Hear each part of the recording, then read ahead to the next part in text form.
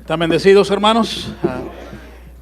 Estamos estudiando el libro de Apocalipsis. Apocalipsis es el último libro de la Biblia, así que los miércoles estamos en un estudio, estamos comenzando apenas. El miércoles pasado iniciamos el estudio. Puede ir en línea y ver el mensaje de la semana pasada.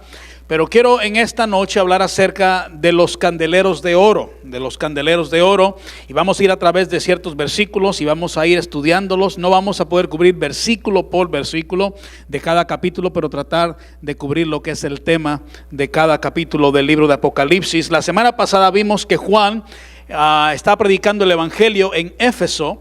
Y dice la Biblia que fue exiliado, o fue primero quemado en una olla de aceite históricamente, y luego fue exiliado a una isla volcánica que se llama Patmos, y ahí es donde ponían a los prisioneros para que finalmente se murieran de hambre, para serles sinceros. Era la razón por la cual mandaban a la gente a Patmos.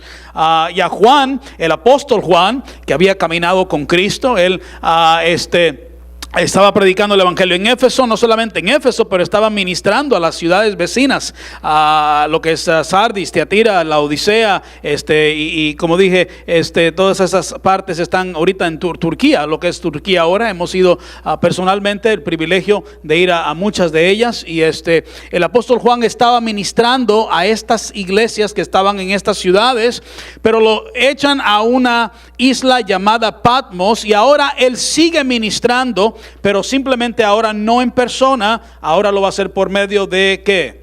De cartas. Y él va a escribir cartas a estas iglesias. Estas iglesias están empezando a experimentar persecución. Vimos el miércoles pasado de un pastor de la iglesia de Pérgamo. ¿Recuerdan de él? Antipas. Y Antipas murió por causa del evangelio, por ser un fiel testigo de Jesucristo. Y dijimos, hermanos, que esto era el inicio, el comienzo de la persecución. Obviamente se puso más grave, se puso más fuerte. Pero lo que está haciendo Juan en el libro de Apocalipsis es escribirle a las iglesias dándoles esperanza. ¿Sabía usted que en Jesucristo hay esperanza? En Cristo hay esperanza. Hermanos, esto es lo peor, lo mejor está por venir. Para los que estamos en Cristo, lo mejor está por venir. Y es precisamente lo que el apóstol Juan está escribiendo en Apocalipsis a estas iglesias en Asia Menor que están pasando por persecución. Mira, esto es momentáneo, esto es por solo un momento, lo mejor está por venir. Cristo va a regresar por su iglesia. Cristo va a regresar por su iglesia. Entonces, pudiéramos estar no quiero seguir tanto lo de la semana pasada, pero encontramos, hermanos, que el libro de Apocalipsis es un libro tan importante porque el apóstol Juan ha sido quemado, ha sido exiliado, y quizás piensa o siente que su ministerio ha terminado. Quizás Dios ya acabó conmigo, me pusieron en una isla para que me muera de hambre. Hermanos, y Dios no había terminado con él, porque en esa isla escribe lo que yo personalmente creo que es, si no el libro o uno de los libros más importantes de toda la Biblia, el libro de Apocalipsis. Cuando un anciano creía que Dios había acabado con él, hermanos, él estaba por hacer su mejor trabajo en esa isla. Y escribe el libro de Apocalipsis. El libro de Apocalipsis es el único libro que tiene promesa para aquel que lo lee. Si usted va al libro de Apocalipsis capítulo 1 y vaya conmigo al versículo 3, hay una bendición para aquel que lee el libro de Apocalipsis. Dice el versículo 3, ¿lo tienen ahí? Dice: bienaventurado el que ¿qué? El que lee y los que oyen las palabras de esta ¿qué? Profecía, y guardan las cosas en ellas escritas, porque el tiempo está ¿qué? El tiempo está cerca. Hermanos, la venida de Cristo se acerca. La venida de Cristo se acerca. Ahora quiero que veamos algo. El miércoles pasado vimos que Juan estaba en el Espíritu. ¿Cuántos estuvieron aquí y recuerdan eso? Juan estuvo en el Espíritu. Si no recuerdan, voy a tener que regresar a enseñar la misma enseñanza del miércoles pasado, ¿verdad? Pero Juan tuvo una experiencia en la isla de Patmos donde su espíritu se separa de su cuerpo, y hablamos de eso. Y dije, ¿por qué? La razón es porque en el cuerpo terrenal no puedes ver o percibir las cosas celestiales. celestiales. Y Juan está por ver, está por entender cosas que en este cuerpo terrenal no se pueden ver. ¿Sí me está entendiendo? Y Dios tiene que hacer que Juan salga de su cuerpo terrenal para tener ojos celestiales y poder ver las cosas celestiales. Y Juan está en el Espíritu, y luego dice la Biblia, estoy en Apocalipsis 1:10, dice: yo estaba en el Espíritu, ¿en el qué? En el día del Señor. Ahora, yo personalmente creo que el día del Señor es el domingo. Usted va al libro de Juan capítulo 20, y no voy a estar mucho tiempo en esto, pero Juan capítulo 20, y quiero que veamos el día del Señor. Yo personalmente creo que es el domingo. Juan capítulo 20, versículos 19 y 20. Juan capítulo 20, versículos 19, y mira lo que dice aquí. Dice Juan capítulo 20, versículo 19, ¿lo tienen ahí?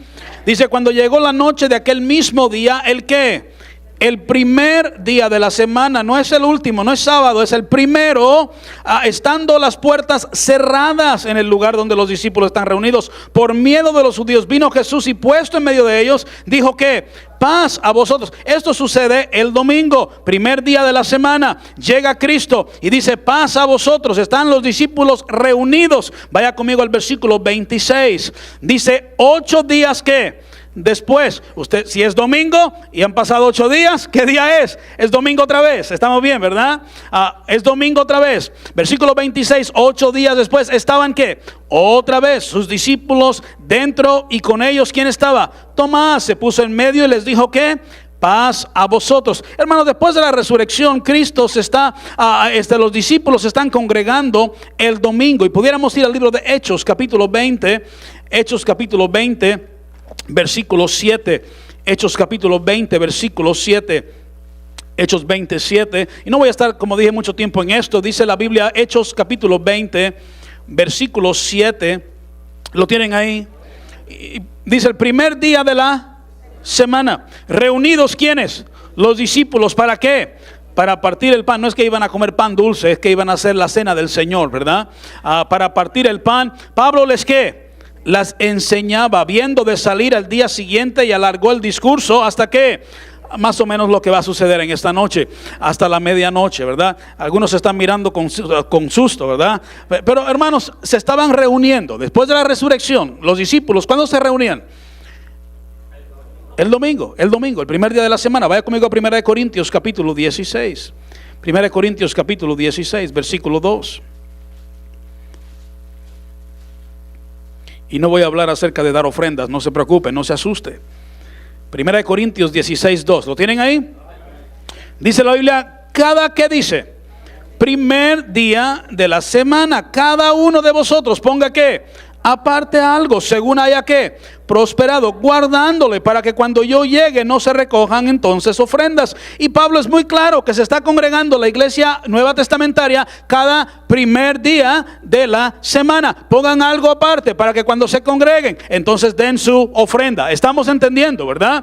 Hermanos, ahora yo personalmente no creo que el domingo sustituya el sábado o el día de reposo. Yo no creo eso en ninguna manera, pero sí creo que los discípulos después de la resurrección se estaban congregando el domingo, hermanos, y la palabra domingo proviene del latín dominicus, que es una traducción en sí del griego. El griego kuriakos, y la palabra kuriakos aparece 2 veces en el Nuevo Testamento, cuando habla acerca de la cena del Señor en 1 Corintios 11, y otra vez aparece en Apocalipsis 1:10 para hablar del día del Señor. Y kuriakos es el día del Señor, se define como un día en el cual el Señor intervino, o intervención de Dios. Y los discípulos, hermanos, reconocieron que cuando Jesús resucitó el domingo, Él venció la muerte.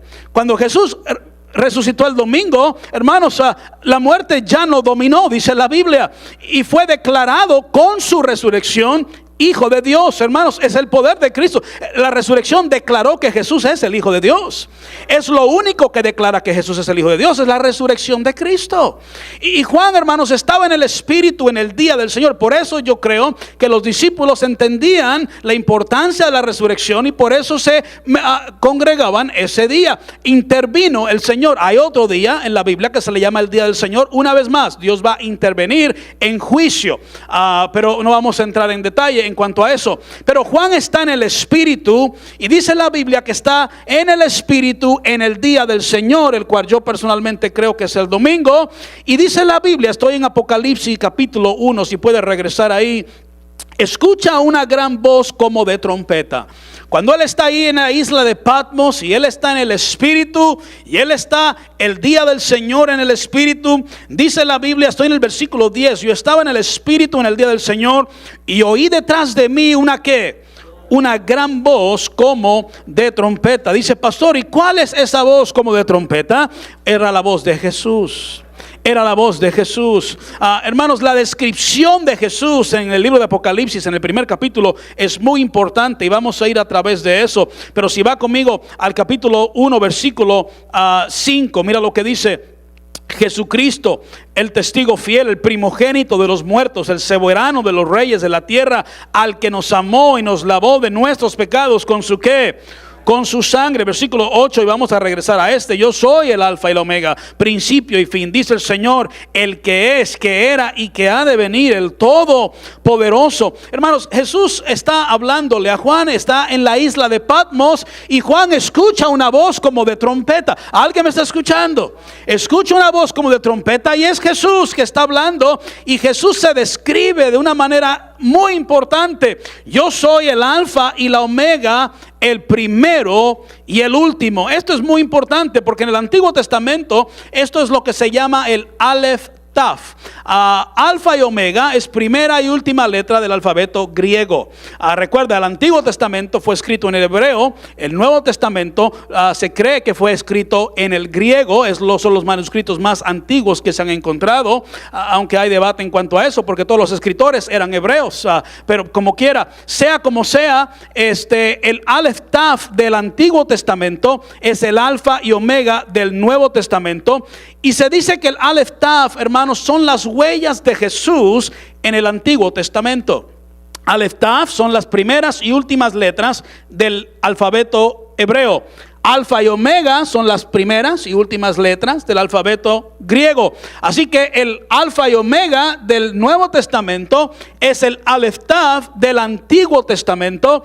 El Aleph Taf, dije, son las primeras y últimas letras del alfabeto hebreo. O podemos decir, hermanos, el eterno. Cuando hablamos del primero y el último, alfa y omega, el eterno, es decir, Yahweh, que es el Dios de Israel. Entonces, cuando Jesucristo dice, yo soy el alfa y la omega, cuando Jesús dice, yo soy el Aleph Taf, cuando Jesús dice, yo soy el primero y el último, el eterno, entendemos lo que él está diciendo. Yo soy Yahweh, yo soy el Dios de Israel. Hermanos, Jesús es Dios todopoderoso.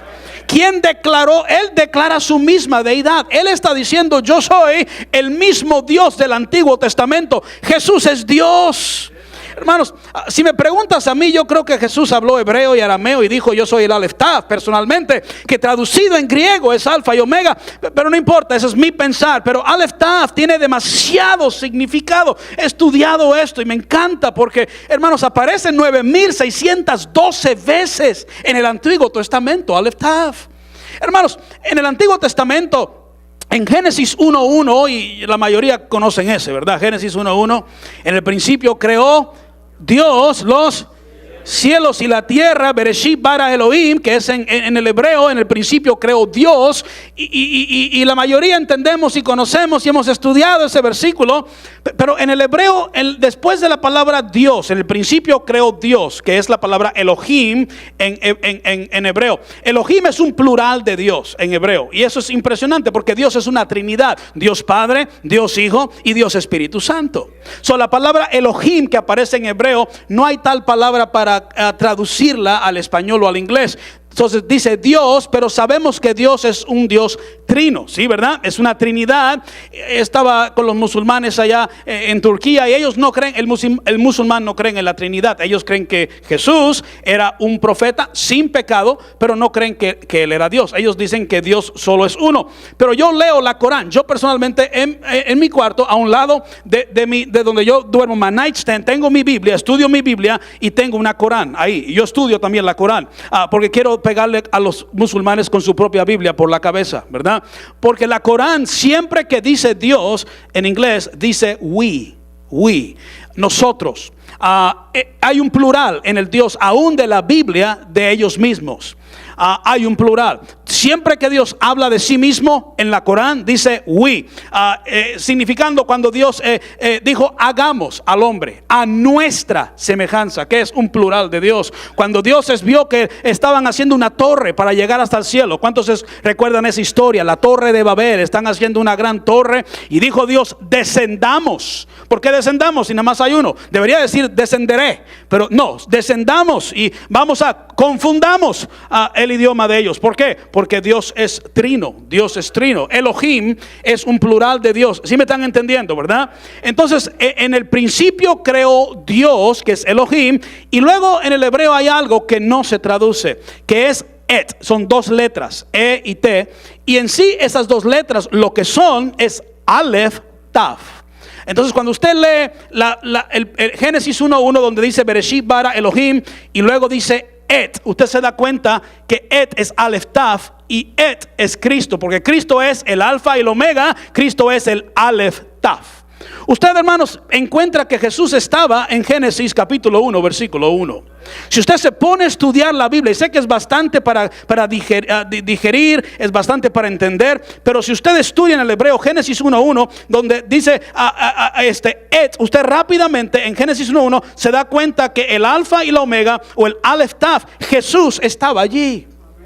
A un lado del nombre de Elohim dice et, que es Alfa y Omega, Jesús. Por eso es que Juan dijo estas palabras y muchos no entendemos cuando Juan dijo que en el principio era el verbo y el verbo era con Dios y el verbo era Dios. En el principio, refiriéndose a Génesis 1:1, Aleph Taf estaba allí desde Génesis 1:1. Jesús estaba allí desde el principio. Hermanos, Jesús no comenzó a existir en Belén. Jesús siempre ha existido. Él es eterno. Dice Juan 8:57, entonces le dijeron los judíos a Jesús, aún no tienes 50 años y has visto a Abraham. Él estaba hablando de Abraham y le dijeron, tú ni tienes 50 años y tú dices que has visto a Abraham. Son miles de años después de Abraham. Jesús les dijo, de cierto os digo, antes que Abraham fuese, yo soy. Yo soy. Jesús se declara Yahweh o el Dios de Israel. ¿Sí me está entendiendo, hermanos? Y pudiéramos entrar tanto en detalle en cuanto a esto, pero Jesús es eterno. Jesús es el Aleph Taf. Jesús es el Alfa y Omega. No hay duda en mi mente y en mi corazón. Lo estudies en hebreo, lo estudies en griego, lo estudies en español, lo estudies en inglés. Él es Dios, Él es Dios, Él es Dios, Él es Dios. Y Jesús, hermanos, la visión que tiene Juan, Juan tuvo una visión de Jesús. Y quiero que vayamos a Apocalipsis y veamos algo rápidamente, porque Jesús está en medio de 7 candeleros de oro. Mira lo que dice la Biblia. Aquí está. Dice la Biblia, estoy en el versículo 11. Dice la Biblia, ¿lo tienen ahí? Vamos al versículo 12, perdón. Dice, y me volví para ver la voz que hablaba conmigo, y vuelto vi que 7 candeleros de oro. Aquí está, versículo 13. Y en medio de los 7 candeleros, a uno semejante al, eso es Jesús, vestido de una ropa que llegaba hasta los pies y ceñido por el pecho con un cinto de oro. Y aquí estamos entrando rápidamente. Jesús está en el medio de los candeleros de oro. Mi pregunta es, ¿a dónde en el cielo hay candeleros de oro? ¿A dónde en el cielo hay candeleros de oro? ¿O por qué es que en el cielo están estos candeleros de oro? Y Jesús está caminando en medio de estos candeleros de oro cuando Juan lo ve en el Espíritu en el día del Señor, y Jesús le está diciendo, yo soy el Aleph Taf, soy el Alfa y Omega, principio y final, soy el eterno, soy Yahweh, soy el Dios de Israel. Estamos bien hasta ahora, ¿verdad? Pero Jesús está caminando entre candeleros de ¿qué? Candeleros de oro. Y quiero que entendamos un poco acerca de eso. Vaya conmigo al libro de Éxodo. Éxodo es el segundo libro de la Biblia. Éxodo capítulo 25. Éxodo capítulo 25. Y quiero que vaya conmigo al versículo 31. Jesús está en el cielo caminando entre candeleros de oro.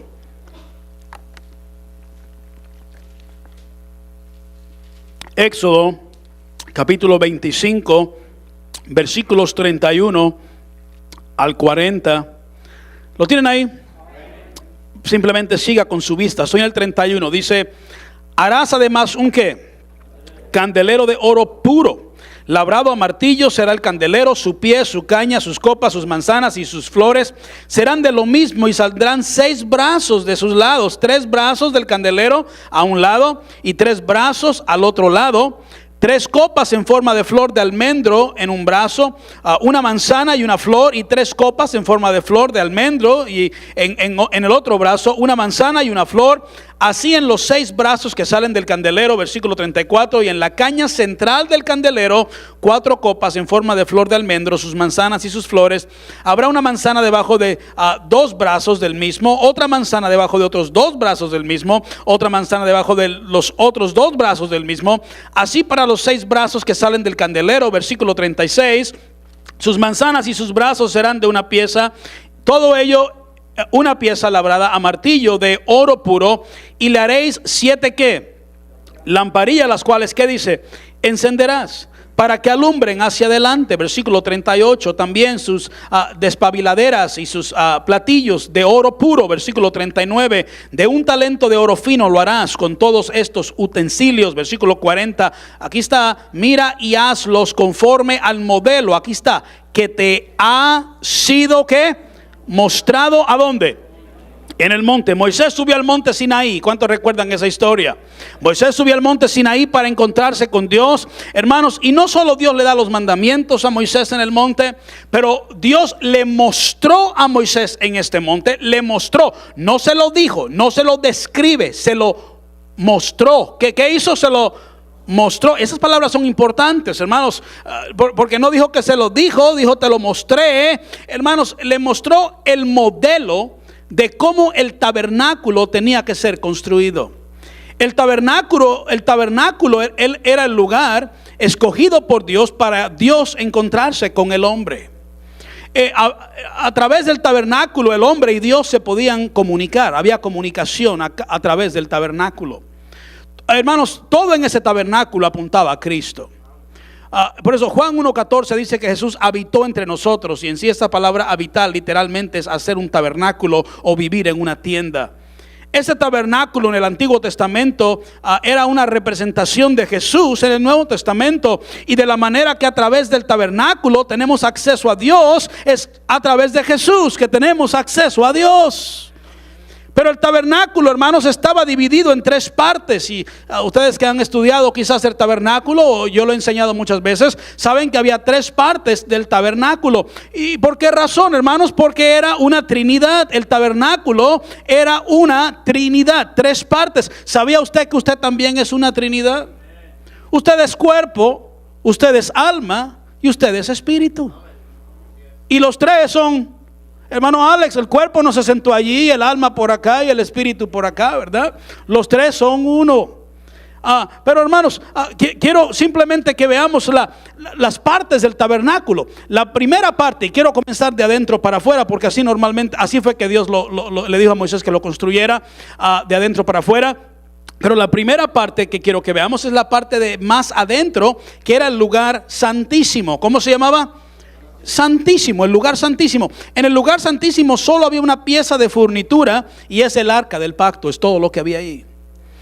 Sobre el arca del pacto, esta caja de madera de acacia, no del hermano Acacio, ¿verdad? Pero de acacia, y casi todo era hecho de madera de acacia y luego cubierto en oro. ¿Por qué? Humanidad es...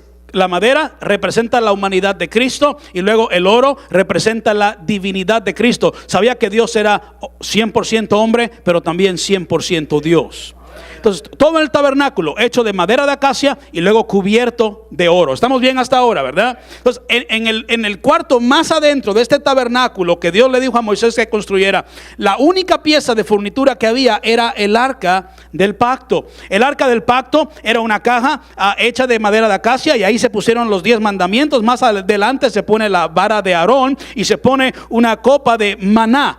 Pero eso es otro estudio para otro tiempo, ¿verdad? No me distraigan, hermanos, por favor, no me distraigan. El arca del pacto, esta caja de madera, en la parte de arriba tenía una plancha, o no sé si le dicen una plancha o una tabla de oro, y a eso se le llama el propiciatorio. En esa plancha de oro que está en la parte encima del arca del pacto es donde el sumo sacerdote traía la sangre del cordero cuando entraba el sumo sacerdote al lugar santísimo una vez al año. ¿Cuánto entraba? Una vez al año, y él hacía expiación por los pecados del pueblo y agarraba la sangre de este cordero que habían matado en la parte afuera, en el altar del sacrificio, y ellos agarran esta sangre y la rocian 7 veces sobre ese propiciatorio. Hermanos, habían querubines de este lado, querubines de aquel lado, eran 2, y ustedes que han estado conmigo, estudiamos el libro de Ezequiel, hablamos acerca de los querubines, ni voy a entrar en esto, ¿verdad? Porque luego no sé salir de eso, entonces me meto y luego no encuentro la salida. Pero habían 2 querubines, uno de aquel lado y otro de este lado, y los querubines están con sus alas levantadas, las alas tocando una a la otra, sus ojos están mirando hacia el propiciatorio. ¿Qué es lo que están mirando? La sangre, la sangre, la sangre, la sangre, porque estos querubines representan la santidad de Dios. Hermanos, la única manera que usted y yo nos podemos acercar a un Dios santo es a través de la sangre de Cristo. La sangre de Cristo es lo único que nos da el acceso a un Dios santo. Él es santo, santo, santo, y solo a través de la sangre de Cristo tenemos acceso. Esos querubines no van a dejar que usted se acerque al menos que estén mirando esa sangre. ¿Alguien me está escuchando? Esa sangre es la que nos da el acceso. Esa sangre que fue derramada, esa sangre que nos limpia ¿de qué? De todo pecado. ¿Sí estamos entendiendo? Los querubines están. Entonces, la única pieza de furnitura en el lugar santísimo es el arca del pacto. Y la única persona que puede entrar ahí, escucha esto, el sumo sacerdote, una vez al año. Cuando sales de este lugar, vamos a decir que esto acá arriba era el lugar santísimo. Hay una cortina, hay un velo que divide el lugar santísimo del siguiente cuarto. El siguiente cuarto se llama el lugar santo. Y en este lugar santo habían 3 piezas de furnitura. Cuando usted mira el lugar santo, encuentra que estaba delante de la cortina, estaba lo que era el altar del incienso. Es lo que estaba delante de la cortina. Y luego a ese lado acá estaba la mesa de los panes de la propiciación. Y luego de este lado estaba el candelabro de oro. ¿Alguien me está escuchando? Eso es en la segunda parte del tabernáculo. Recuerda, Cristo está caminando alrededor, en medio del ¿qué? Del candelabro, de las lámparas. Entonces, quiero que entendamos esto, porque si no entiendes el tabernáculo, no vas a entender Apocalipsis 1:10, 11 y 12. Jesús está caminando entre las lámparas. ¿Cuáles lámparas? Recuerda que la única lámpara que había en el tabernáculo era esa lámpara que estaba cuando usted entraba al tabernáculo. Estaba a su mano izquierda, estaba la lámpara de oro que tenían que llenar con aceite de oliva puro, dice la Biblia, y los sacerdotes asegurarse que esa luz no se apagara. Estamos bien hasta ahora, ¿verdad?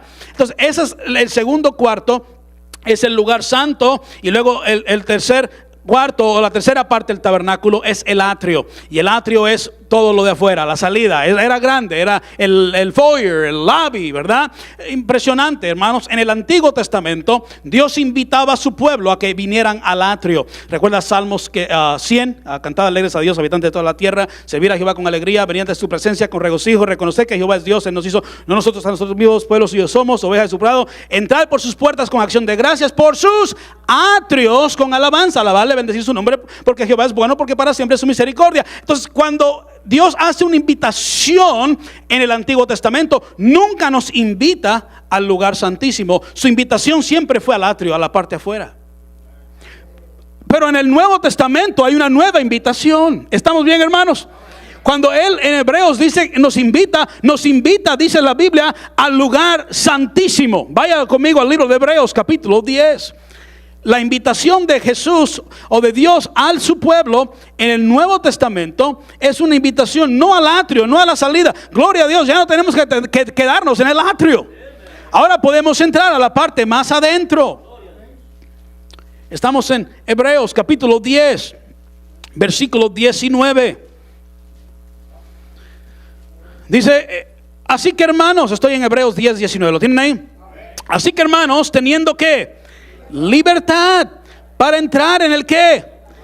Yo pensaba que solamente se podía entrar ahí el sumo una vez al año, a donde estaba. Hermanos, sobre ese propiciatorio estaba la presencia de Dios. Shekinah, la gloria de Dios estaba allí, sobre ese lugar. Pero solamente el sumo sacerdote podía entrar una vez al año. Pero Hebreos nos está diciendo a los hermanos, ¿cuántos son hermanos? Si Dios es su Padre Celestial, usted es un hermano en esta noche. Dios, usted ha sido salvo, somos hermanos. Si me está escuchando, invita a los hermanos, no al atrio ya. Ahora podemos entrar hasta lo más adentro, hasta el lugar santísimo, a donde solo el sumo sacerdote podía entrar una vez por año. ¿Estamos bien, hermanos? En el lugar santísimo, hermanos, era tan sagrado que amarraban unas campanas en la parte abajo de la ropa del sumo sacerdote para que sonaran las campanas cuando él estaba allí. Y si dejaban de sonar las campanas, sabían que se había muerto el amigo. La gloria de Dios, la santidad de Dios, ¡pum!, lo mató, ¿verdad? Y cayó muerto el amigo, Brother Josh, y cayó muerto el amigo. ¿Y sabe lo que hacían ellos? No entraban a sacar, nadie se iba a meter a sacarlo. Había un mecate, una soga, ¿cómo le dicen? Soga, mecate, amarrado de su pierna, y agarraban y lo jalaban por la soga. Así de tan santo y tanta reverencia, nadie podía entrar. Y en Hebreos nos está diciendo a todos los hermanos una invitación, que por la sangre de Cristo que ha sido rociada, los querubines están mirando no la sangre de corderos y de machos cabríos, están mirando la sangre de el cordero. Todo sacrificio en Levítico apuntaba hacia el sacrificio que iba a ser Cristo en la cruz del Calvario por nosotros. Ahora que los querubines están mirando hacia esa sangre, pásenle confiadamente. Nuestros pecados han sido perdonados, hemos sido lavados en la sangre preciosa de Cristo. Pásenle, entren confianza al lugar más sagrado, al lugar santísimo. Hermanos, tenemos que entender que cuando Moisés sube al monte, y aquí está, hermanos, a él se le dio a ver el modelo. No se le dijo, se le mostró cómo tenía que hacer el tabernáculo en esta tierra. Y Moisés lo vio. Quiero que vaya conmigo al libro de Éxodo, capítulo 25. Esto es interesante. Cuando Moisés subió al monte para encontrarse con Dios, vaya conmigo al versículo 40, 25, 40. ¿Estamos bien, hermanos? Mire lo que dice ahí.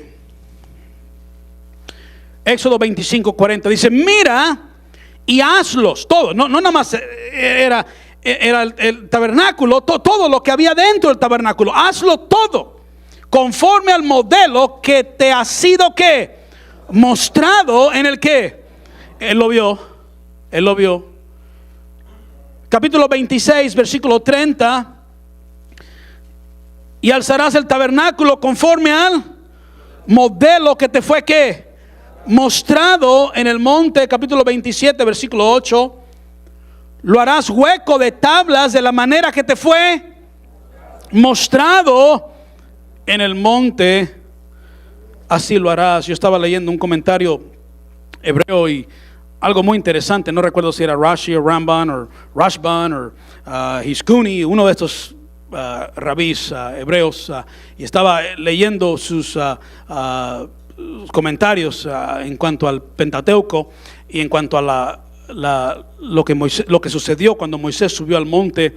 Y ellos dicen, hermanos, que Moisés, cuando sube al monte y se lo esconde esa gran nube, que Moisés literalmente pudo entrar al cielo. Y dicen que cuando Moisés subió, es lo que dice el comentario, esto no lo dice la Biblia, y esto no digo que lo creas, es lo que decía el comentario que leí.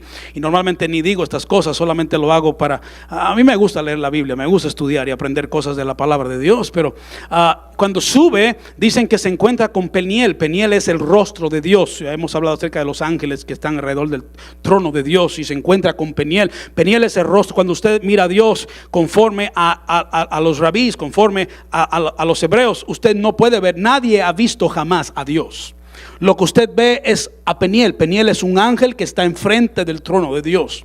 Y dicen ellos que Moisés pudo subir y pudo ver a Peniel, el rostro de Dios. Es un ángel que está enfrente de Dios. Usted no puede mirar el rostro de Dios. Si usted ve el rostro de Dios, usted muere instantáneamente. Y él está viendo a Peniel, pero está viendo todo lo que hay alrededor. Está viendo los querubines, está viendo, hermanos, y quiero que entendamos esto, porque Moisés no es que se le dijo, se le mostró. Él vio los querubines en el cielo. Él vio las lámparas. Él vio la mesa de panes de propiciación. Él vio el altar de incienso. Él vio el lugar. Hermanos, no es que se le contó, es que él lo vio. ¿Alguien me está escuchando? Hermanos, y quiero que entendamos esto, porque Moisés entró al tabernáculo celestial y vio qué es lo que tenía que hacer aquí en la tierra conforme a lo que estaba en el cielo. ¿Sí me están entendiendo? Vamos a Hebreos capítulo 9. Hebreos capítulo 9. Hebreos capítulo 9, versículos 23 y 24. 24 no lo voy a cobrar, es extra. Dice Hebreos 9, 23. ¿Lo tienen ahí? Fue pues necesario, aquí está, que las figuras de las cosas que celestiales fuesen purificadas así, pero las cosas celestiales mismas con mejores sacrificios que estos. Versículo 24, porque no entró Cristo en un santuario que hecho de mano. No, el que hizo Moisés, eso fue hecho de mano. Pero aquí está, figura del que, hermanos, el que hizo Moisés aquí en la tierra era figura. Era algo. Usted ha visto una figurita que hacen quizás de una ciudad. No es Jerusalén, son figuritas que parecen como si fuera Jerusalén. ¿Sí me está entendiendo? Figuras, aquí está, porque no entró Cristo en el santuario hecho de mano, figura del verdadero, sino en el cielo que mismo, para presentarse ahora por nosotros ante Dios. ¿A dónde está el verdadero tabernáculo? ¿A dónde está el verdadero tabernáculo? Responda sin miedo. ¿A dónde está el verdadero tabernáculo? Está en el cielo. Moisés sube al verdadero tabernáculo. En el tabernáculo de Moisés, hermanos, estaban dibujando los querubines en las cortinas. Aquí no eran querubines pintados. Aquí eran verdaderos querubines. ¿Sí me está escuchando? Yo pienso, qué desilusión. Terminan el tabernáculo aquí en la tierra y le dicen a Moisés, Moisés, ¿y qué piensas? ¿Verdad? Y Moisés dice, that's nice. ¿Alguien me está escuchando? Está bonito, dentro de lo que cabe, porque yo he visto el verdadero. ¿Alguien está escuchando? Es como ustedes de Guatemala que han ido al pollo campero en Guatemala, ¿verdad? Al verdadero pollo campero. Y luego vienen aquí y le dan pollo campero en Atlanta y pastor la hace, pero pues ni modo, es todo lo que hay, ¿verdad? No es como el original. Amén. Y Moisés está viendo este tabernáculo terrenal y está diciendo, bueno, pues ya, it's okay, pero no es como lo que yo vi. Oh, si pudiera contarte lo que yo vi cuando subí al monte. Si pudiera contar los verdaderos querubines que estaban al lado del arca del pacto y en el propiciatorio en el cielo. Eso es el trono de Dios, y Dios estaba sentado sobre su trono y no eran pintados en las paredes, era verdadero. Y ese candelabro aquí que hicimos, que compramos en la Family Dollar, está bueno, ¿verdad? Pero no se compara a lo que viene en el cielo. Los candelabros, la mesa de los panes de propiciación, el altar del incienso, entrar al cielo. Imagínense, él vio todo lo verdadero y luego viene aquí y está tratando de hacer una pequeña réplica, una figurita de aquello tan hermoso que vimos en el cielo. ¿Alguien está entendiendo ahora? Hermanos, cuando dice la Biblia que Jesús, regresa conmigo a Apocalipsis y ya vamos a terminar. Yo creo que ya escucho las tripas del hermano Acacio sonando. Apocalipsis, mira, ahora estamos entendiendo dónde está Jesús. Versículo 12. Me volví para ver la voz que hablaba conmigo y vuelto vi que ¿a dónde estaban? Estaban en el lugar santo. Versículo 13. Y en medio de los 7 candeleros a uno semejante a ¿qué? Al Hijo del Hombre vestido, aquí está, de una ropa que llegaba hasta los pies y ceñidos por el pecho con un cinto de oro. No tenemos más tiempo, pero esa es la ropa que usaba el sumo sacerdote. Jesús estaba en el cielo vestido como el sumo sacerdote y estaba caminando entre las lámparas de oro que estaban en el lugar santo. Esas lámparas, si puedo seguir adelante, pero ya el tiempo se me acabó. Finalmente Salomón construye el templo, si ustedes recuerdan, Primera de Reyes, y él hace 10 lámparas. Pero esas lámparas representan la iglesia o la menorá. Menorá, los judíos lo llaman, es una menorá, es una representación de la iglesia. Y vamos al capítulo 1, versículo 20, mira lo que dice rápidamente: el misterio de las 7 estrellas que has visto a mi diestra. Vamos a hablar de eso después. Y de los 7 ¿qué? Candeleros de oro. Las 7 estrellas son los ángeles de las 7, son mensajeros, son los pastores de estas iglesias. Y las 7 candeleros que has visto son las ¿qué? Las 7 iglesias. En otras palabras, Jesús está en el cielo, en el lugar santísimo, caminando en medio de los candeleros que representa la iglesia. Alguien dice: pastor, ¿dónde está Jesús? Yo entiendo, literalmente está en el cielo, pero Jesús está caminando en medio de su iglesia. Está en medio de nosotros. Jesús está en medio de nosotros.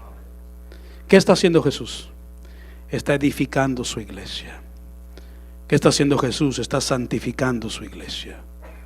El enfoque de Jesús en estos momentos es la iglesia. Es la iglesia. ¿Estamos entendiendo esto? Jesús está enfocado ahora mismo.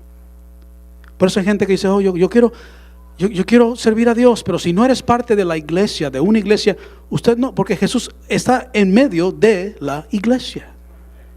Oh, pastor, es que cualquier persona en cualquier lugar es una iglesia. No, eran iglesias específicas en Éfeso, en la Odisea, en Sardis, en Esmirna. Eran lugares específicos, eran lugares donde se congregaban los creyentes.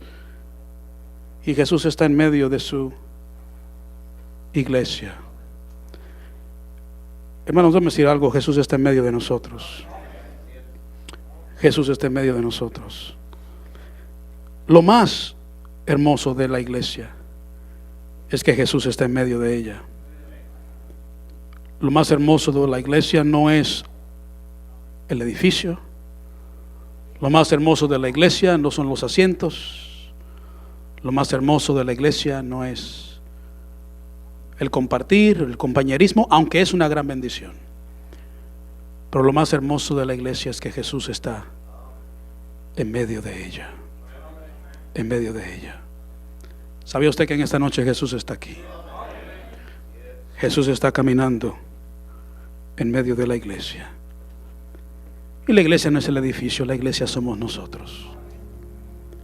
Jesús está caminando a través de las sillas. Jesús está obrando a través y por medio de la iglesia. De la iglesia. La iglesia es importante.